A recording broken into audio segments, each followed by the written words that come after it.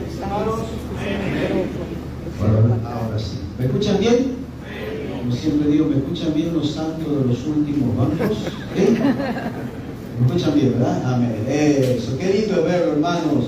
Y qué bueno es, mire, yo no habíamos coordinado, este himno me encanta. No habíamos hablado porque justamente el tema es el gran peligro en la iglesia, ¿verdad? Ese es el tema. El título de mi mensaje es: una buena defensa está en un buen ataque.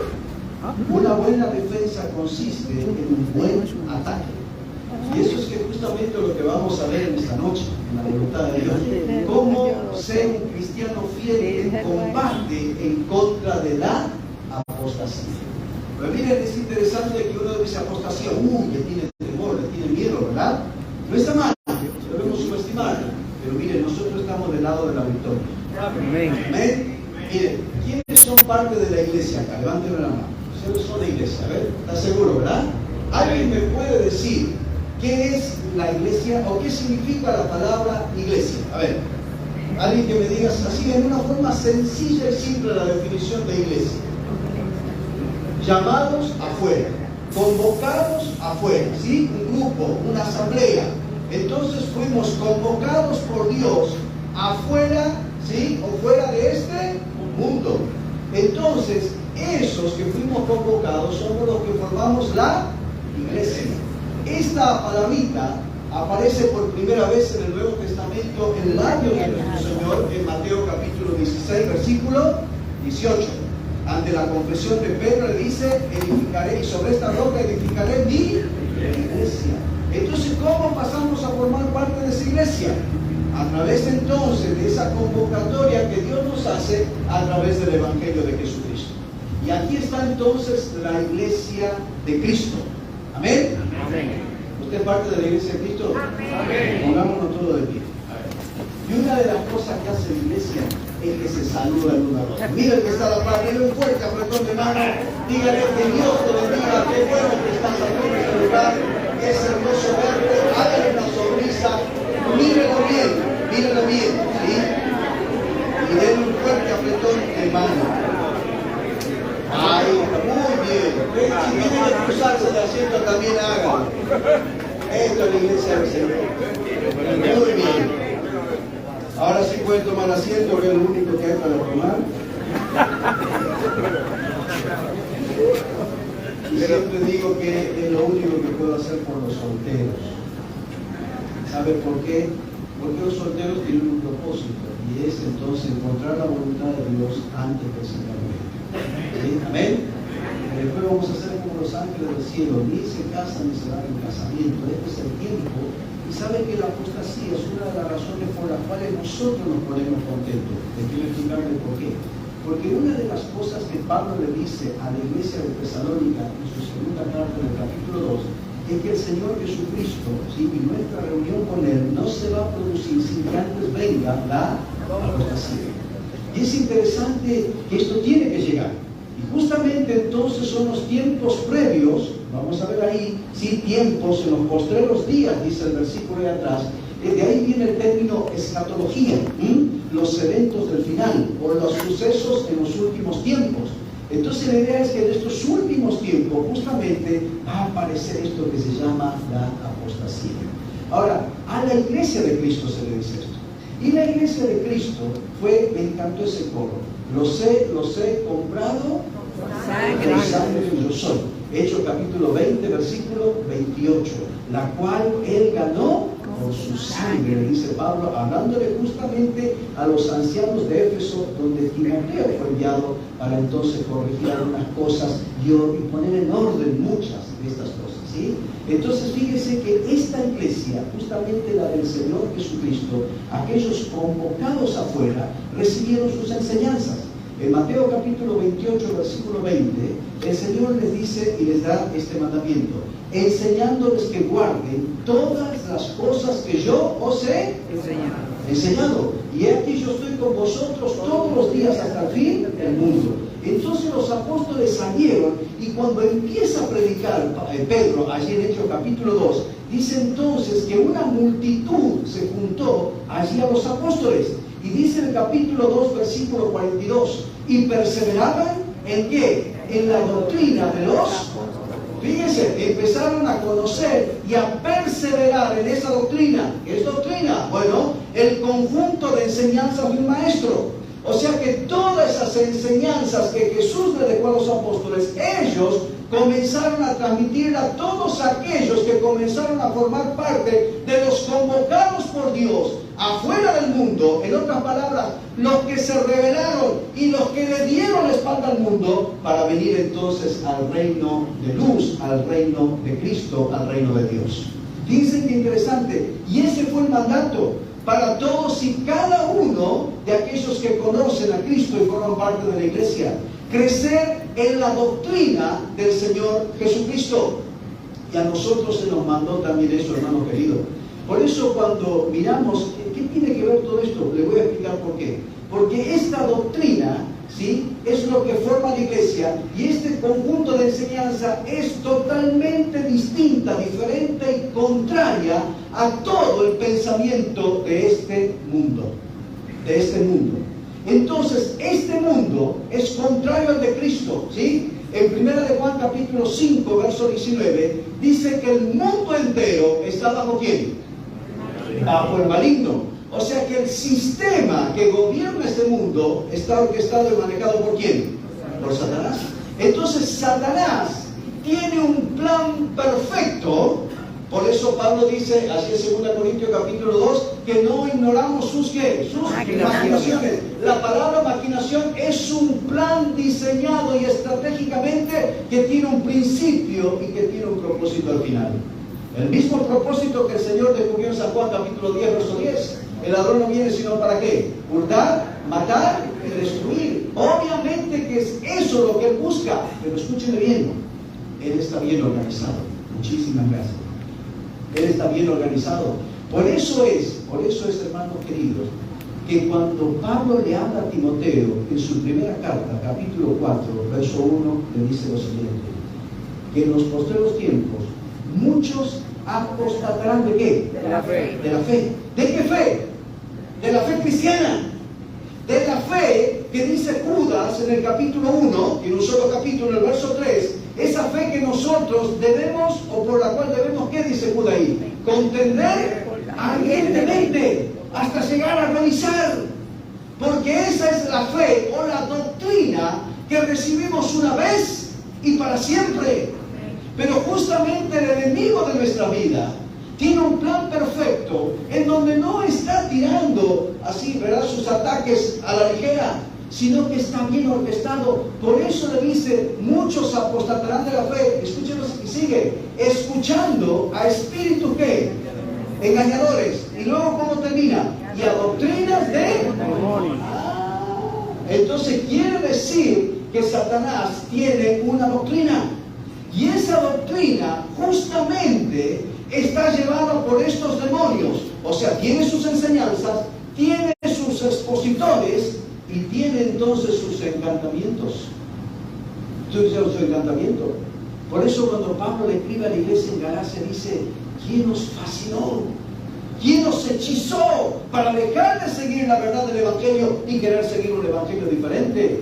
¿Saben quién estaba presente allí? Justamente el enemigo. Esta doctrina de demonios, no se olvide que demonios, la palabra demonio viene o significa seres inteligentes. Seres inteligentes. Por lo tanto, esa inteligencia la usan en contra del pueblo de Dios.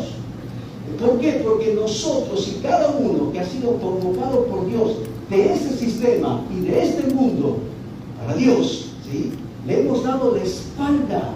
Hemos rechazado, hemos dejado conscientemente aquel mundo para venir entonces al mundo de Dios, si le podemos llamar así, al sistema manejado por Dios en base a sus enseñanzas.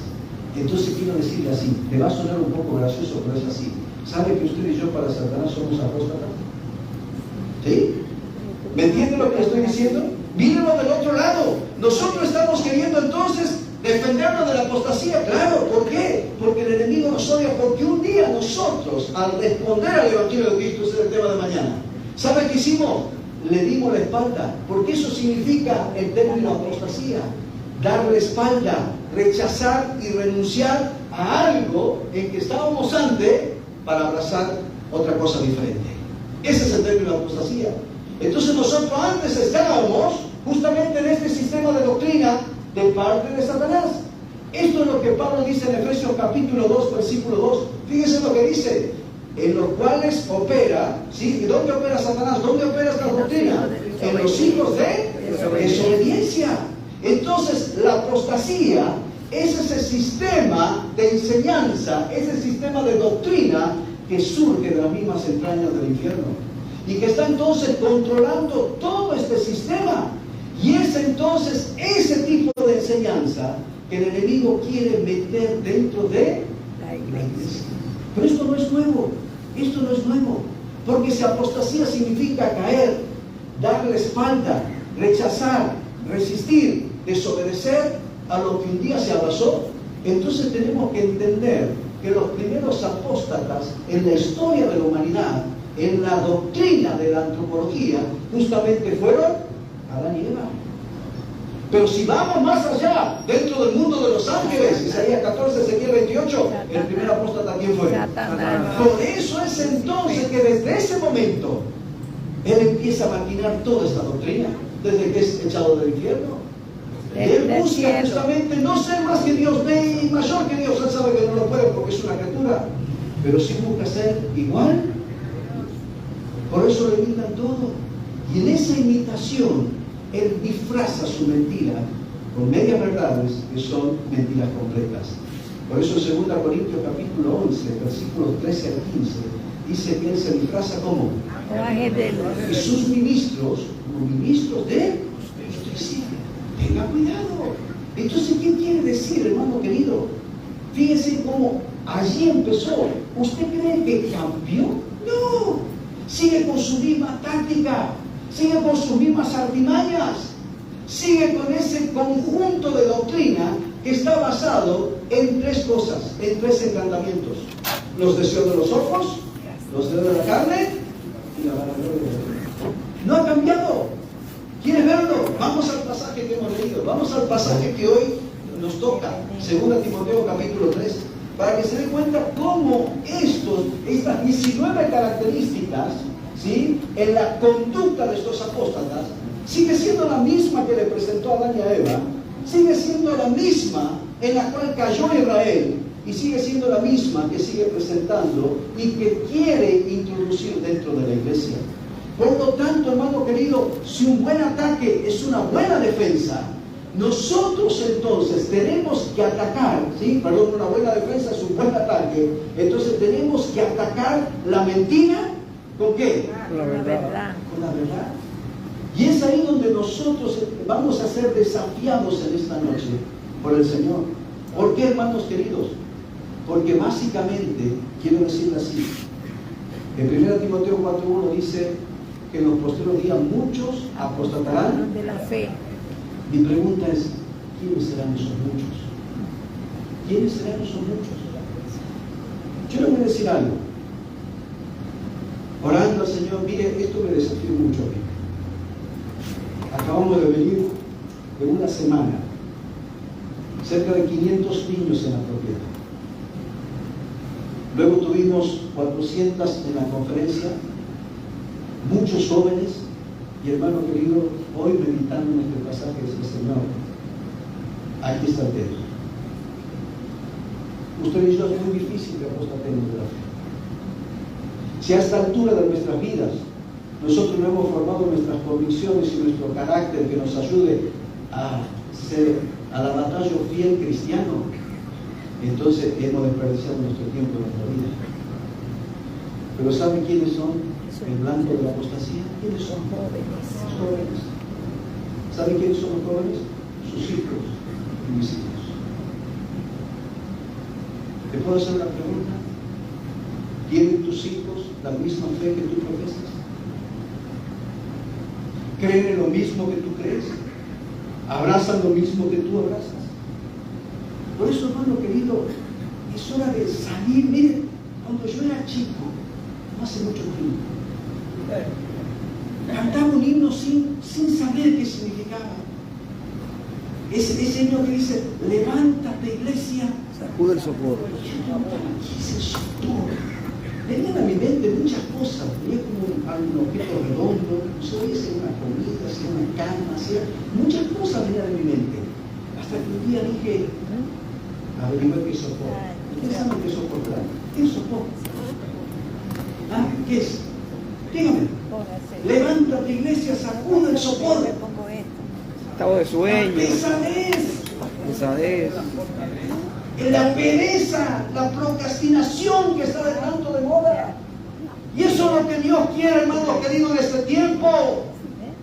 Que salgamos del confort y de la comodidad en donde estemos y en donde estamos y nos levantemos como soldados de Cristo.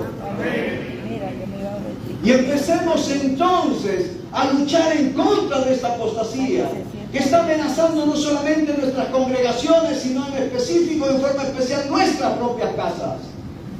Por eso Pablo le escribe desde su corazón a su hijo Timoteo. En el capítulo 1 le va a hablar como el predicador. En el capítulo 2 le va a hablar como un corazón pastoral.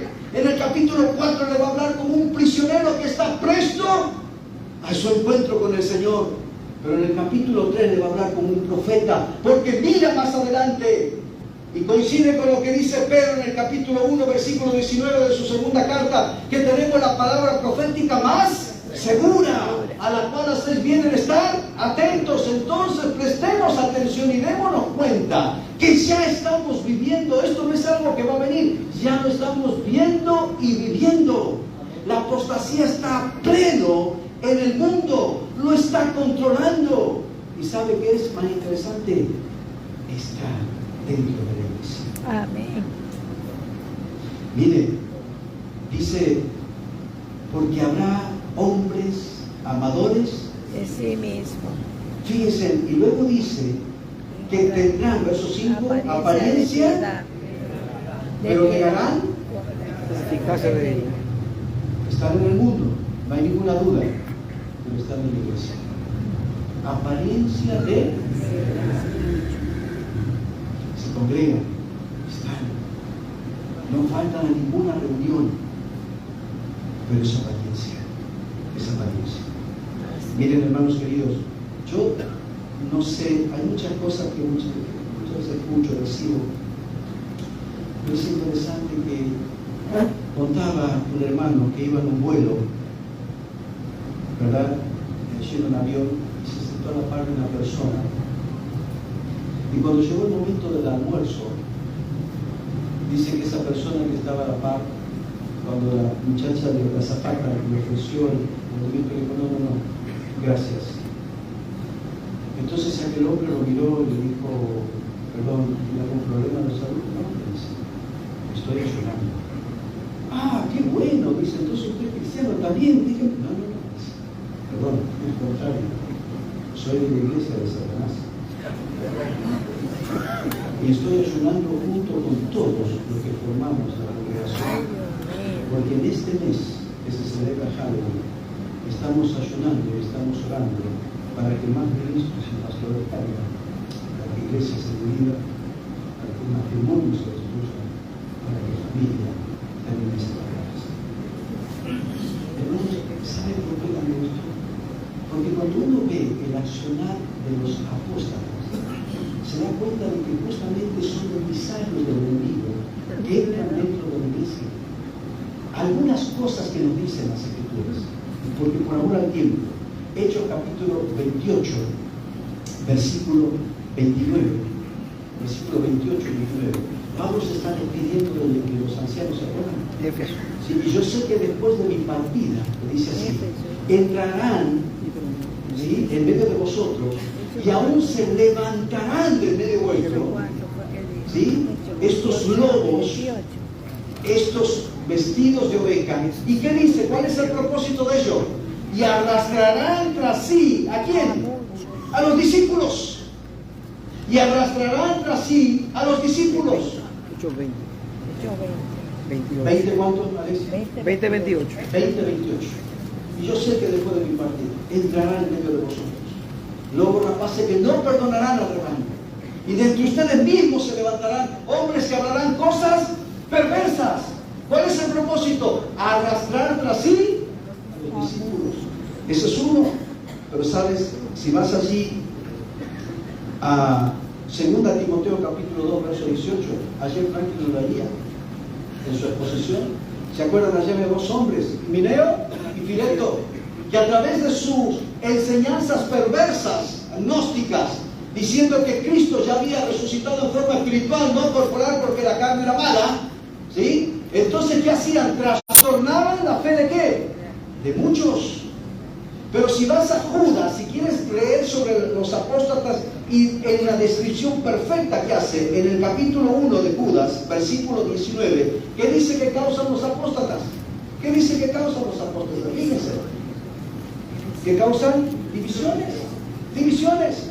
Por lo tanto, ellos son personas que entran en una congregación bien consciente de lo que van a hacer.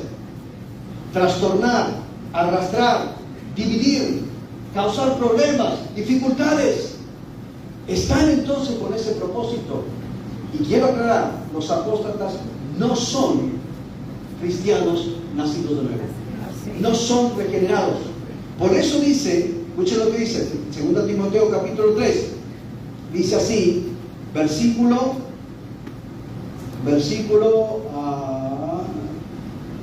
lo irán... Acá dice, verso 8, y de la manera que Janes y Cambre resistieron a Moisés, así también estos resisten, ¿a qué? A la verdad, resisten, rechazan, porque se han parado en sentido contrario a la verdad, y voluntariamente han decidido justamente rechazar esta verdad. Y dice así, hombres corruptos ¿de qué? De entendimiento, réprobos en cuanto a la fe. Si usted va a la primera carta, a la carta de Romanos, capítulo 1, versículo 28, allí el juicio de Dios sobre una generación dice, quienes habiendo conocido a Dios, no le reconocieron y le dieron gracias, por lo cual Dios los entregó a una mente reprobada.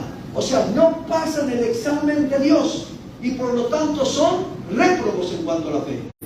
Y Judas dice que estos son para los cuales ya está preparada una condenación eterna. Por lo tanto, no son salvos, no son creyentes, no son nacidos de nuevo, no son regenerados. Y justamente tienen como propósito entonces entrar dentro de la congregación y manifiestan una conducta que tarde o temprano, como dice, mas no irán más adelante, porque su insensatez será manifiesta a todos.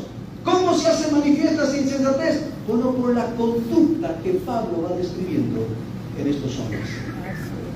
En un momento entonces, al estar en compañía o al tener conversación con estas personas, Pablo le dice a Timoteo, te vas a dar cuenta de estos hombres que están en la congregación con un propósito: trastornar, arrastrar a los discípulos, causar divisiones.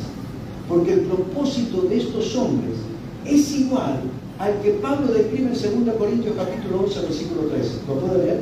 2 Corintios capítulo 11, verso 13. El mismo propósito de Génesis capítulo 13. Pero temo que como la serpiente con su astucia engañó a Eva, vuestros sentidos o vuestra forma de pensar sea ¿qué? Sea extraviada de la sincera fidelidad. ¿A quién? A Cristo. A Cristo.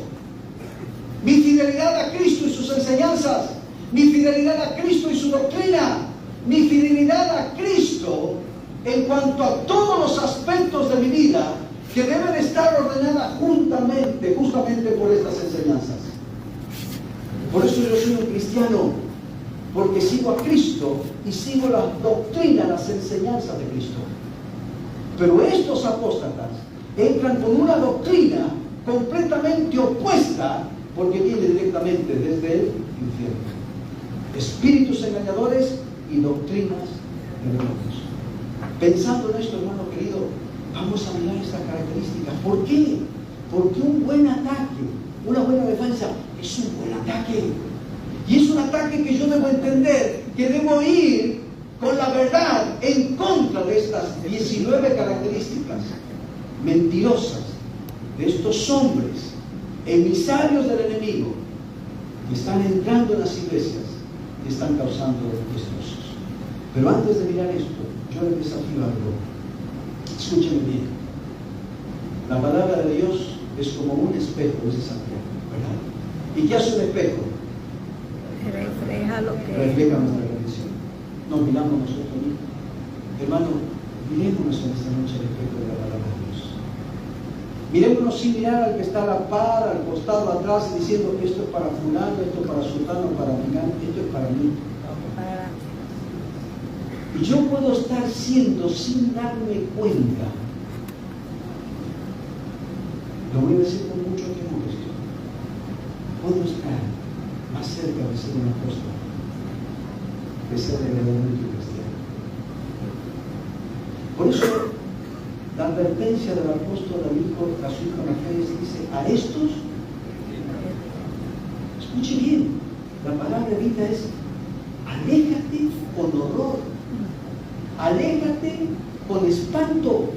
En otras palabras, ni siquiera te acerques, ni intentes tener absolutamente nada con ellos. Es como la advertencia y la amonestación de Pablo, allí en 1 Corintios capítulo 5, verso 11, que a ninguno que se llame cristiano, le dice él, les prohíbe que aún ni siquiera te acerques para comer, ni tener ningún momento. Y eso es una advertencia muy fuerte, porque es entonces estas personas que nosotros debemos evadir, esquivar y evitar. Porque en un momento de compartir, de comunión, de conversación, pueden corromper justamente mi corazón y arrastrarme fuera entonces de mi sincera fidelidad a Cristo, para empezar sin darme cuenta a tener una conducta que se parece más a un apóstol que a un fiel soldado de Cristo. así es. Miramos estas características. ¿Puedes ponérmelas por favor allí? Vamos a orar antes. Padre, gracias porque tú estás aquí con nosotros. Se ha leído tu palabra, hemos hecho una introducción en tu palabra, Señor, en cuanto a los últimos tiempos feroces, tiempos como en los días previos a lo que fue el diluvio. Y dice tu palabra que el mundo de entonces estaba sumido en la corrupción, en la violencia y en la maldad. Lo estamos viendo, Dios, y viviendo cada día. Lo escuchamos en las noticias, lo vemos en los informativos, pero Dios, no queremos darle lugar dentro de nuestras congregaciones. Por eso ayúdanos a poder mirar a través del espejo de tu palabra y de la ventana de tu palabra cómo estas cosas están sucediendo y cómo nosotros debemos evadirlas, esquivarlas y sobre todo evitarlas, identificándolas para no caer en ellas, y de esta manera entonces guardarnos para ti y ser hallados por ti, siendo fieles a Dios. Oramos en el nombre de Jesús. Amén. Amén. Mira, por favor, allí cuando dice, pasando acá, tiempos peligrosos, el tema es muy amplio, pero acá Lucas 8:29, ¿se acuerdan que se relata allí? ¿Sí? ¿Se acuerdan del encuentro de Jesús con el endemoniado gadareno? O con los 12 endemoniados de Gadara, ¿sí? No hay contradicción, no hay tiempo para explicar eso, pero el tiempo dice que los ataban con cadena, que no lo podían controlar, que era tan fuerte la violencia que no lo podían controlar. Esos son los tiempos que estamos viviendo, ¿sí? Entonces es un tiempo de violencia, corrupción y maldad. Ahí es la maldad, viene de anomia, que significa, cuando está en Lucas, en Mateo capítulo 12, el capítulo 24, verso 12, y por haberse aumentado la maldad, ahí maldad significa anomia, vivir sin ley. Por lo tanto, es un mundo que vive sin la ley de Dios, pero bajo un sistema satánico. Entonces, esa doctrina de la apostasía está descrita por Pablo a través de estas prácticas. Fíjense, por favor, le dice a Timoteo de la siguiente manera. Ponémelo por favor. Timoteo, escucha lo que te digo. Ahora vamos a entrar, evalúa y examina para poder evitar. ¿Qué es en primer lugar? Miren, ¿cuál es el encantamiento de esta doctrina? Tiene siempre los mismos vértices. Los deseos de los ojos, el deseo de la carne, la vanagloria de la vida. Están estas 19 características. Pero ¿Han cambiado de nombre? Sí, han cambiado de nombre. Miren, ponenlo por favor. Y se presentan de esta manera. En primer lugar, porque habrá hombres, amadores de sí mismos, vanagloriosos, soberbios, implacables, calumniadores, intemperantes, crueles. ¿Quieres saber cómo se llama esto? Ponenlo por favor completo. ¿Sí? Es el humanismo disfrazado. Y justamente es que aquí entonces el protagonista dentro de estos hombres pasan a ser ellos mismos. Su atención sobre sí mismo. Poneme por favor las definiciones. Miren lo que significa. En primer lugar, amadores de sí mismos. ¿Lo tiene ahí? ¿Lo puede ver bien? Yo no, pero me voy a hacer. Dice así. Este amor de sí mismo conduce rápidamente al desprecio de ¿quién? De Dios. ¿Cómo empezó a dar miedo? Porque Dios nos ha dicho. Entonces, ¿por qué? Porque va a querer sacar entonces del foco, del centro a Dios para ponerlo sobre ellos mismos. Entonces, estos se trata de un falso amor a sí mismo, pues la palabra de Dios nos enseña que el amor a sí mismo debe traducirse en amar igualmente al prójimo. El gran Shema, de Deuteronomio capítulo 6, el Señor lo repite en Mateo capítulo 22, versículo 37 al 39. ¿Cuál es el primer mandamiento? Amarás al Señor tu Dios con todo tu corazón, con toda tu alma, con toda tu mente, con toda tu fuerza.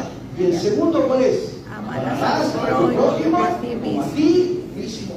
Por lo tanto, hermano querido, vamos a atacar a la apostasía, porque empecemos atacando, enseñando a la generación que viene, enseñándole a amar a Dios.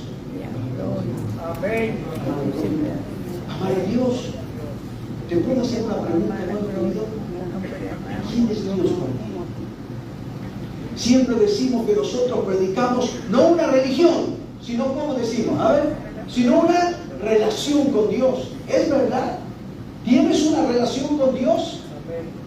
Esa relación, ¿por qué es? ¿Por conveniencia, por rutina, por religiosidad o por amor? Ese amor que me mueve a buscarlo a Él y a entender que si yo puedo amarlo es porque Él me amó primero a mí. Ahora, ese amor a Dios lo estoy transmitiendo a mis hijos, lo estoy transmitiendo en mi congregación. Hermano querido, ¿cómo demuestro mi amor a Dios? Bueno, el que tiene mi mandamiento y lo guarda, ese es el que me... ¿Sabe que en la comunión con Dios nosotros demostramos ese amor a Dios? ¿Sabe que usted no tiene que decirle ni siquiera a su hijo que abra la Biblia para tener un encuentro con Dios, si tan solamente lo empezamos a hacer nosotros? Pueden ver nuestros hijos, sus hijos, que usted ama a Dios y realmente que se lo demuestra. Porque usted no solamente tiene comunión con Dios, sino también usted se congrega y es fiel a su iglesia local y es fiel entonces al momento de reunirse con sus hermanos. ¿Está usted amando al prójimo? ¿Estamos amando al prójimo? ¿Cómo se lo estamos demostrando? Realmente estamos demostrando el amor de Dios, no en palabras, sino en hechos y en verdad. Mire, hermano querido, la mejor defensa contra la apostasía es un buen ataque. Entonces, yo debo preguntarme, ¿cómo estoy yo? Porque vivo en una sociedad en donde ellos dicen, soy yo, únicamente yo, y nada más que yo. Todo lo demás desapareció. Qué tremendo la diferencia de Juan. ¿Se acuerda lo que dijo Juan el Bautista? Necesario es que Él crezca y que yo. Vivimos en una sociedad apóstata, ególatra, en donde el yoísmo está causando desastres. No debe entrar dentro de la iglesia. No debe entrar dentro de la iglesia. Y nosotros debemos velar y vigilarnos los unos a los otros, estimulándonos ¿a qué? Al amor. ¿No dice así la palabra? Estimulándonos ¿a qué? Al amor y ¿a qué? Y a las buenas obras. No somos salvos por obras, pero sí para buenas obras. Y esas buenas obras son las que debo mostrar con mi prójimo. Mateo capítulo 5, verso 16. Así alumbre vuestra luz delante de los hombres para que al ver vuestras obras glorifiquen a vuestro Padre que está en los cielos. Mi amor a Dios, mi amor al prójimo. Pero fíjense después, vanagloriosos, gloria vacía que está basada solamente en los bienes de este mundo, pero que al mismo tiempo sufre una tremenda pobreza espiritual, es ostentar la forma en que viven, en burbujas de mentira y de engaño. que les hace creer que son importantes por lo que tienen y no por lo que son. Vanidosos, vanidosos. Fíjense, es un mundo de vanidad. Entonces, es increíble, hermano, cómo nos bombardean. Que si tú tienes, que si tú compras, que si tú adquieres, que si tú posees, vas a ser el más mejor, el menos peor, como dice una Biblia. Y no es así, hermano.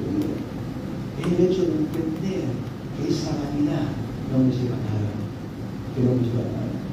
¿Cómo estoy? ¿Saben que la vanidad a mí me encanta porque viene de una ilustración muy linda? O sea, no sé ustedes cuando eran pequeños, cuando nosotros éramos chicos en Argentina, no teníamos tanto teléfono, internet, ni nada, no existía nada.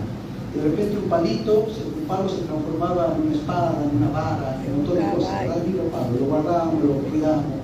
Pero de repente salieron los burbujeros. ¿Se acuerdan de los burbujeros? Y todos queríamos comprar eso que tenía detergente, un palito que sacábamos y lo soplábamos, ¿verdad? Entonces no teníamos nosotros dinero. Pero gracias a Dios por el ingenio de los viejos. ¡Oh, me encantaba! Mi papá decía, ¿qué quiere hacer? Un pelín, ¿qué te voy a hacer otra cosa?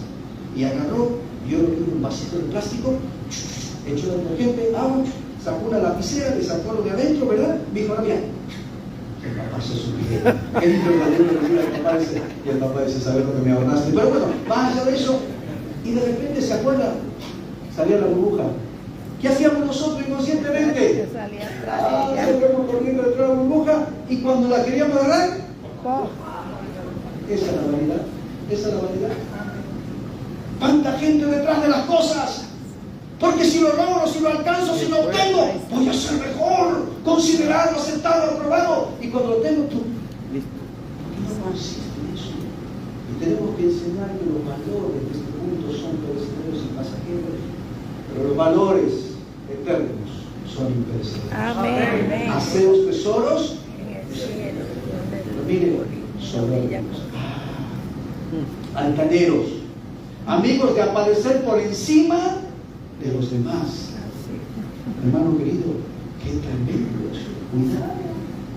¿Cómo estás mirando a los demás? ¿Sabe lo que dice la Biblia?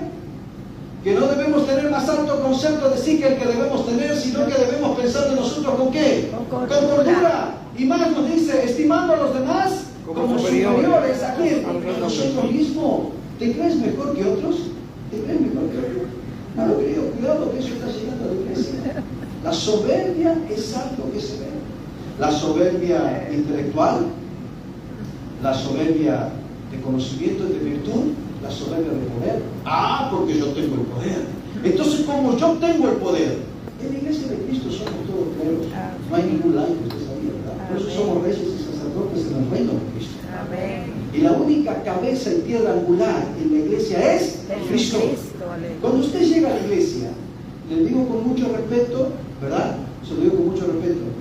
Acá no interesan sus logros, sus alcances, sus títulos, ¿no? ¿Sabe por qué? Porque en la iglesia de Cristo somos uno más, que venimos para darle la gloria al único que se merece. Aleluya, gloria a Dios. Por eso en estos últimos tiempos, a mí me decía reír otro día, me decía, hermano, mándeme su currículum para presentarlo. Yo digo, usted no va a presentarse como un siervo de Dios y como siervo de los hermanos. Por favor, nada más. Nada más. Porque ahora no, porque viene y está con nosotros y tiene una maestría, un doctorado. Gracias a Dios. Pero hermano querido, ninguna de esas cosas es más o mejor que ninguno en la iglesia de San Pedro. Porque Él no hace acepción de personas. Cuidado con ostentar a través de la soberbia del poder. Mi papá decía una frase que a mí me encantaba, decía, si querés saber cómo es Juanito, dale un carguito, decía. ¿Cómo cambia, cómo se transforma la persona cuando lo pones en un lugar de poder? Ahora van a ver quién soy yo. Y entonces empieza a ensombrecerse sobre las sociedades. La soberbia de conocimiento. De un conocimiento, entonces donde va buscando criticar, humillar a aquel que no lo tiene, y no nos damos cuenta que si algo podemos conocer, no es para quedarnos como el mar muerto, sino como el río Jordán. Justamente la apostasía florece en hombres que en vez de comunicar y transmitir las enseñanzas y la doctrina de Cristo, la usa en una forma equivocada, errada y egoísta, justamente de acuerdo con los planes del enemigo. Miren, hermanos queridos, el otro día yo estaba allí en el mercado Me encanta ir a comprar al mercado. Me encanta ver el folclore de todo lo que se haga en el mercado. Y me encontré con un hermano. Dije, hermano querido, un abrazo, ¿verdad? Todos nos pusimos a conversar ahí. En un lugar que mi esposa cocina tarde, que estaba esperando las verduras, yo tarde. Pero le dije, ¿y qué pasó? ¿Dónde te estás congregando? ¿Seguís yendo? No, ya me fui. ¿Cómo que te fuiste? Sí, hermanos.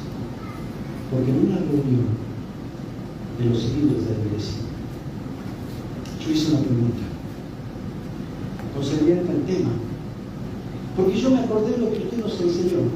Ay, Dios, Señor, otra vez, por ahora dijo, pero eso tengo mucho miedo. Usted dijo que no hay preguntas tontas, sino tontos que no preguntan. Entonces lo dije en broma, muchachos, porque es una realidad. Y muchas veces salimos con esa pregunta pensando, no voy a hacer esto porque lo van a catalogar de pregunta tonta. Y yo le dije, hermano, pero no era tonta la pregunta, le puedo asegurar. Y la respuesta que recibí fue, ¿y usted está en droga? ¿Usted lo está entendiendo?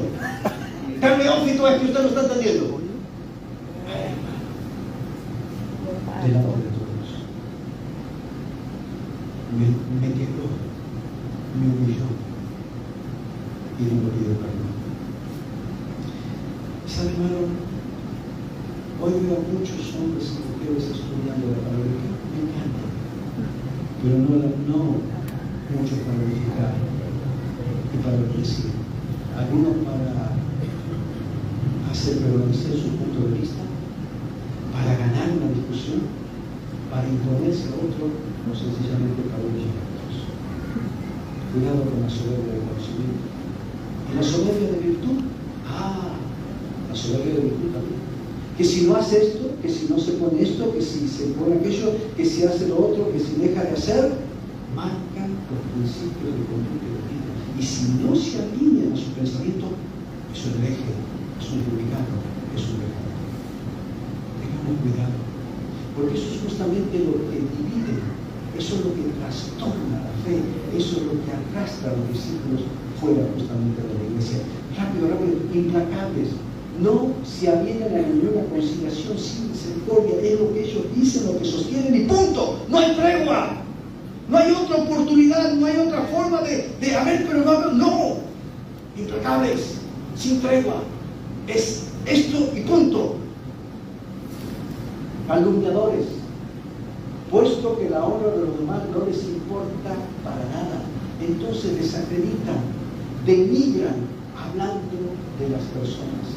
¿Sabe que uno de los títulos de justamente Satanás es el calumniador o el acusador de quién?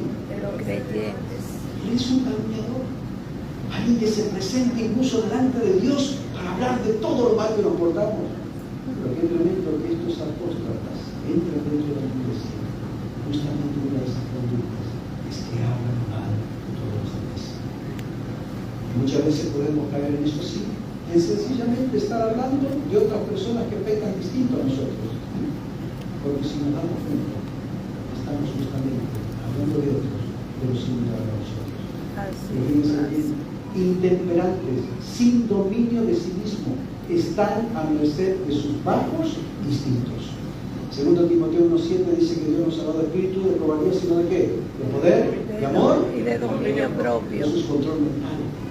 Dominio de nuestras emociones y de nuestros sentimientos. Estos hombres entonces sacan a relucir su temperamento y no les importa a quién pueden engañar o ofender. Y luego dice, crueles, reina en ellos la violencia. Escuchen esto, gozan al ver sufrir. Wow, hermano querido, es fuerte, es fuerte. Por eso están entendiendo por qué Pablo le dice a Timoteo que a estos Evita. ¿Quién quiere estar con personas así? Yo no quiero estar así. ¿Y sabes qué es lo más triste, hermano querido? Que no me voy a referir solamente a la congregación. ¿Sabes que muchas veces esto está presente dentro de nuestros hogares? Y muchas veces nuestros hijos ven estas conductas justamente en nosotros. ¿Qué vamos a almorzar hoy? Le decía un hijo a su papá. ¿El pastor a la crema? ¿El pastor al vapor o a la parrilla?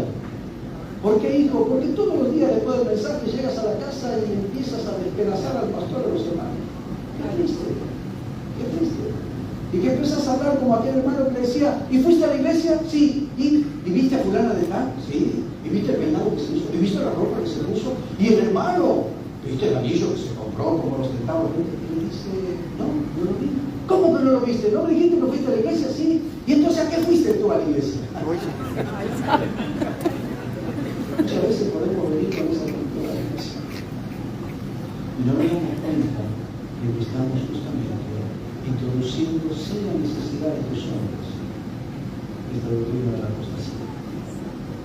Un buena defensa es un buen ataque. Pásalo por favor, rápido, rápido, que lo tengo ahora. Amadores de los deleites más que de Dios, aborrecedores de lo bueno, sin afecto natural. La clave de una vida feliz, dijo Epicurio, es acumular la mayor cantidad de placer y reducir al máximo el dolor. Es una generación que está entregada al placer. Poneme por favor la definición de cada uno de ellos, por favor. Fíjense lo que dice. Amadores de los deleites más que de Dios, prefieren los placeres y vicios de este mundo antes que a Dios. Es que está en juego. Miren, mi esposa está aquí, mi hija. ¿Sabe qué día jugó la final Argentina con Francia? ¿Qué día era? ¿Verdad? Domingo. Era el día, me tocaba la reunión en Emanuel, y después teníamos el almuerzo de la iglesia, en donde también nos iban a orar por nosotros que venimos para Puerto Rico. Dije, Señor, ¿no podía ser otro día? Y ahí me preguntaron, ¿y qué tú vas a hacer? Y yo le dije, pues el día del Señor, vamos a la casa. Amén. ¿Y sabe qué? Le dije a uno, no quiero a nadie que me venga a decir en medio de la reunión, mira, metieron un gol.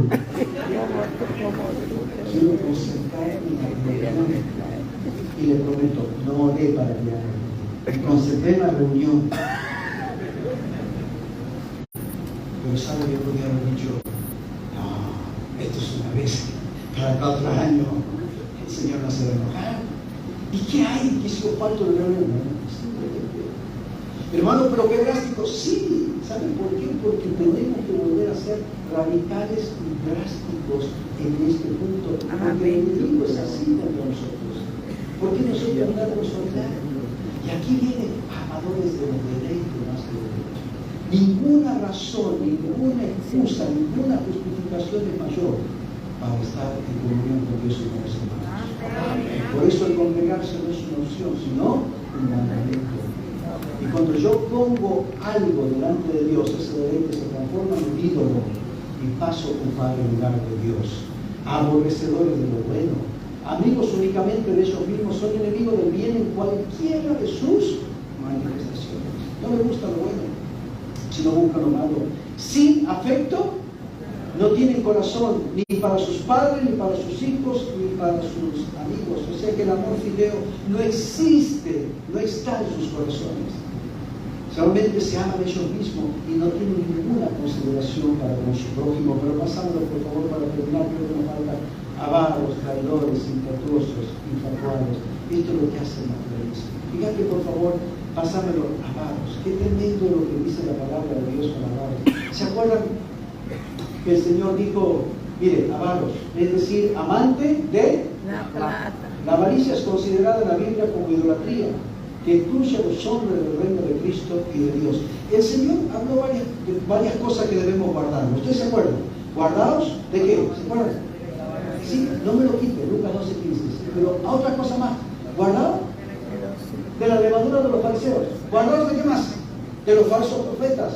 ¿Guardados de qué más? ¿Guardados?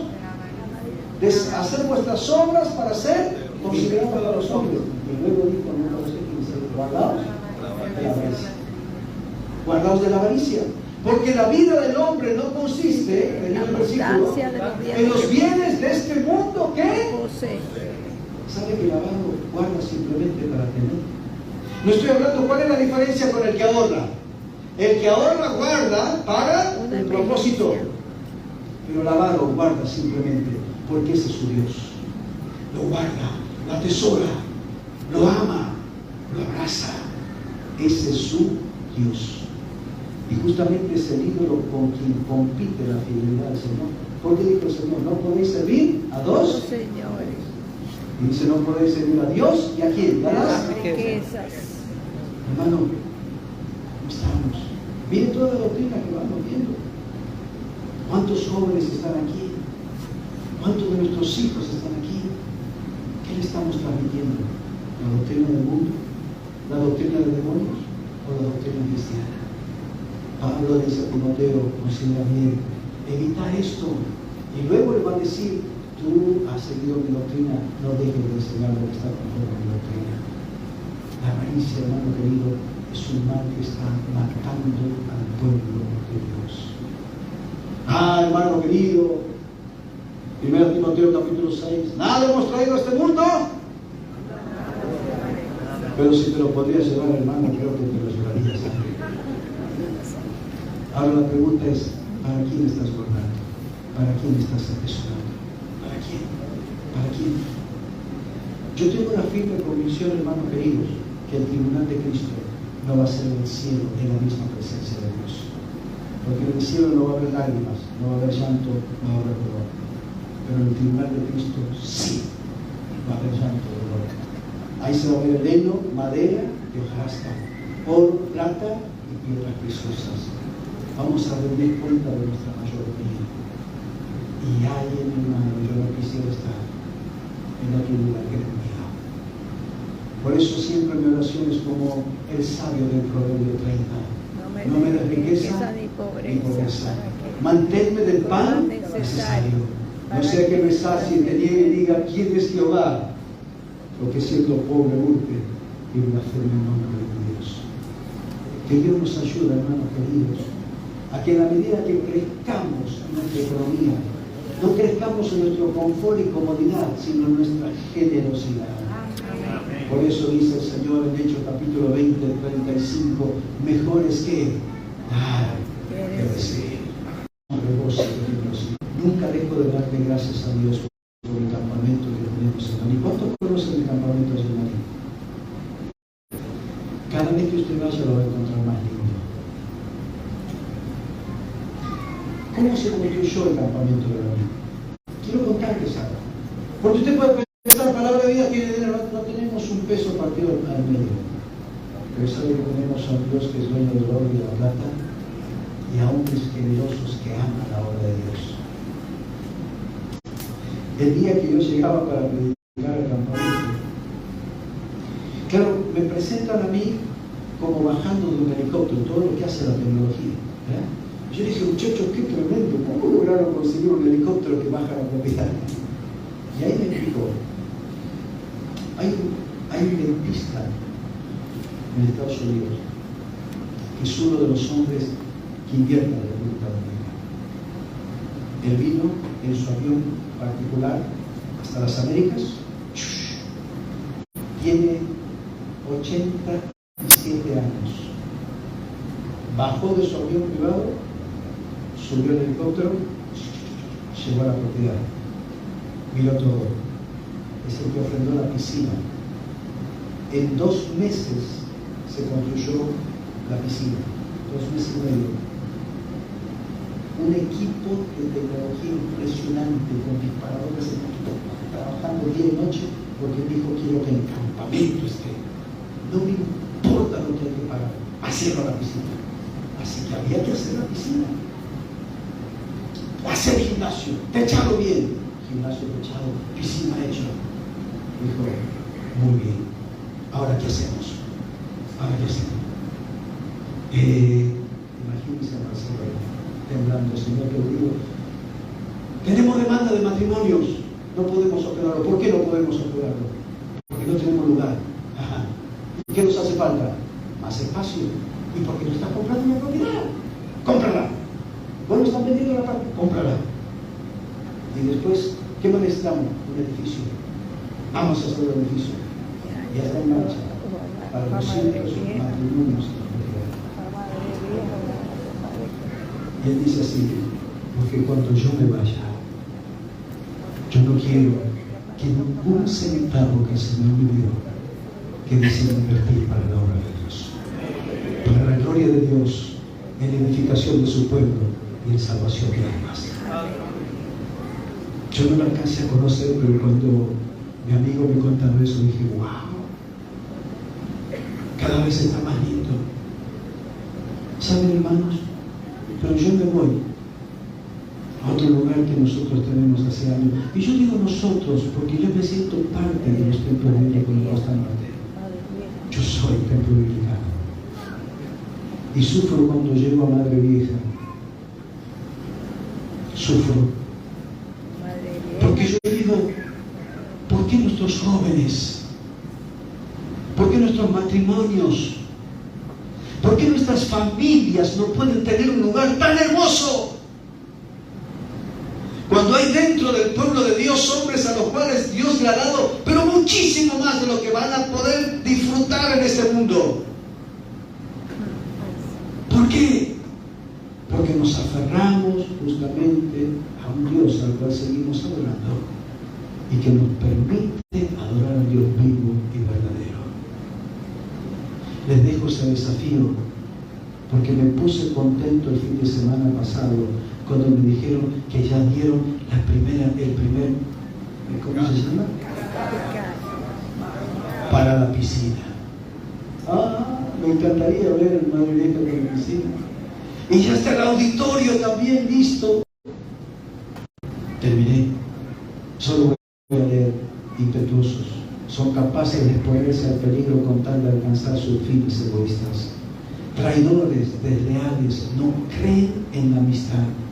Infatuados, no prestan atención a nadie, no hay en ellos criterio alguno. Y termina la lista con el problema más grande. Ponémelo por favor al último. Apariencia de piedad, desobedientes a los padres. Poneme por favor aquí, que tendrán apariencia de piedad. Se refiere a una forma exterior como los escribas y fariseos hipócritas. Los falsos maestros y sus seguidores están más interesados en mantener fachadas que en la realidad. Suficiente con la definición. Impíos. La palabra impío es desprecio por la persona de Dios. Desobediente a los padres, sin respeto ni sumisión, e ingratos, sin apreciar las muchas cosas buenas que sus padres hicieron por ellos, ¿sí? Y sufrido por sus cuidados. Por eso digo, hermano, termino repitiendo, el mejor ataque, la mejor defensa, perdón, es un buen ataque. Ataquemos esta apostasía desde nuestras casas y en nuestras congregaciones. Enseñémonos entre nosotros y juntos a nuestros hijos y a nuestros jóvenes a cómo no caer en esa apostasía, a cómo no apostatar en los últimos tiempos. Bien, por eso vamos a darle gracias a Dios. Ingratos. Allí estaba, yo no sé si ustedes conocen el testimonio en Bolunga, allí en San Cristóbal. Y allí hay una hermana que tiene un EBDB, junta cerca entre 900 y 1100 chicos en la EBDB. Se lo digo porque yo fui, no podía creer.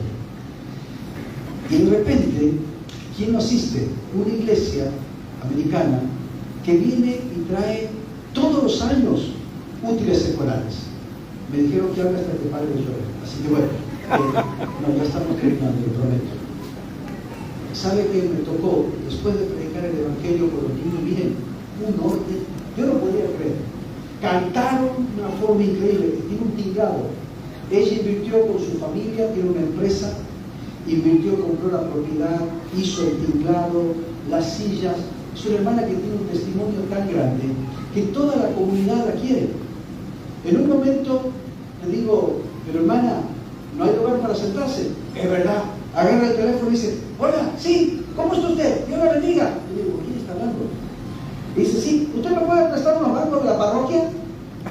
Bueno, sí, yo mismo, no será problema, gracias. Yo lo creo, lo mando a buscar. Y después vinieron, ¿sabe con quién estaba hablando? Con el cura de la comunidad. Le trajo unos bancos. Después el intendente, mira, le trajo sillas. Y que desbordaba de chicos del lugar. Y ahí había, en ese escenario, más de 1000 mochilas con útiles escolares y con algunas cositas de más. Y en un momento entonces nos pusimos en la fila para empezar a repartir cada una de las mochilas. Pero en un momento yo veo uno de los gringos que se para y dice, ¡One moment! Y me mira a mí como diciendo, ven a traducir, y le dije, te equivocaste. Pero entonces yo le pedí a alguien, ¿por qué está molesto? Él dice, ¿sabe por qué? ¿Saben por qué estoy molesto? ¿Qué le dije? Porque ninguno dijo hasta ahora, gracias. ¡Qué detalle! ¿Sabe por qué? Porque ni yo me estaba dando cuenta de la emoción de querer repartir la mochila. Pero los chicos venían a agarrar, ven, nos olvidamos, nos dormimos, nos adormecemos.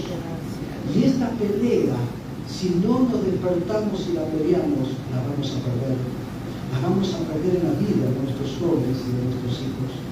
Por eso, hermano, despertemos. Entonces, cuando él me dice eso, yo me paro, agarro el micrófono y le digo, muchachos, el que quiera recibir la mochila tiene que aprender a decir en este momento, gracias, gracias, gracias. Y si quieres hacerlo mejor, decirle, thank you, o como te salga. Pero hermano, qué lección que aprendí en ese día.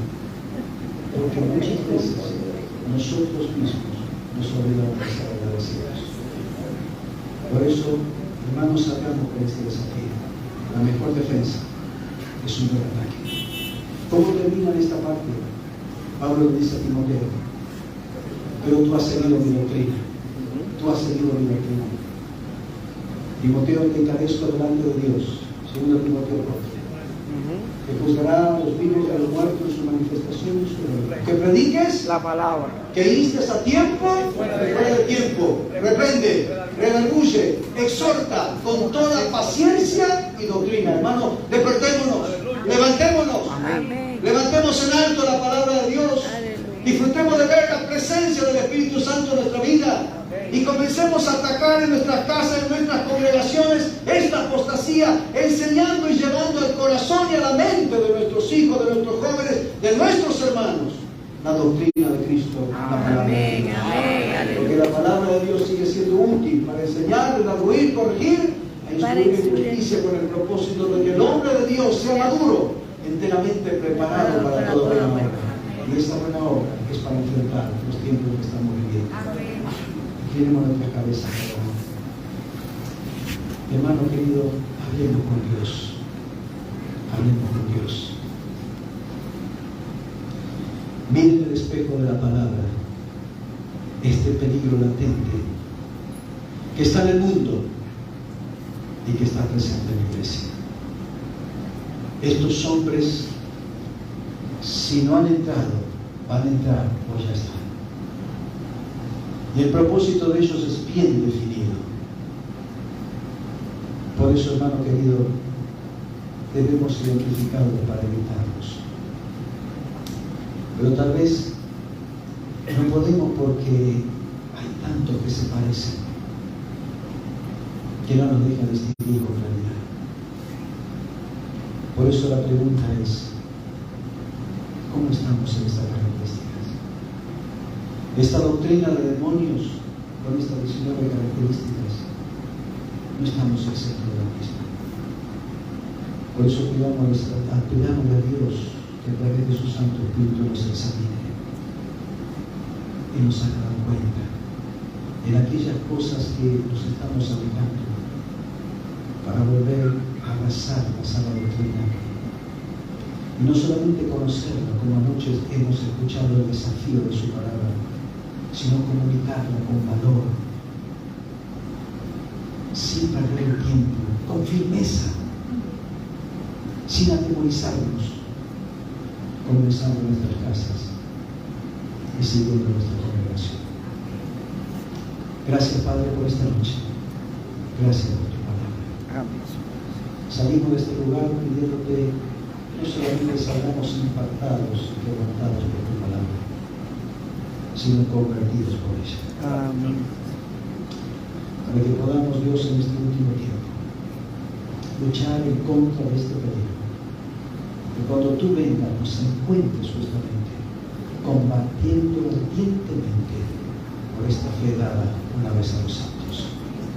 Despierta cada matrimonio, cada padre, cada madre, cada abuelo, cada tío, para que mirando, Señor, a la futura generación, podamos amonestarles, advertirles, pero sobre todo adoctrinarles en tu palabra, para que ellos no lleguen a apostatar de la fe, y para que puedan tener una fe genuina por nuestro Señor Jesucristo en sus enseñanzas. Oramos y te pedimos todo esto en el nombre y en el mérito del Señor Jesucristo. Amén. Que Dios lo bendiga, mis hermanos. Amén.